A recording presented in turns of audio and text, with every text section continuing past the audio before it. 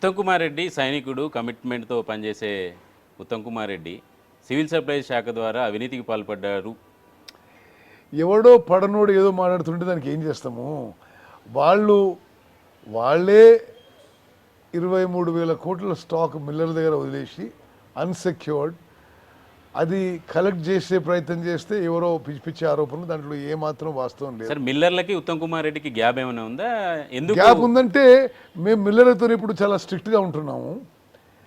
గతంలో లాగా ఎగ్గొట్టడానికి వీల్లేదు. ఓకే, అదేవిధంగా ఆంధ్రాలో 100% బ్యాంక్ గ్యారంటీ ఉంది.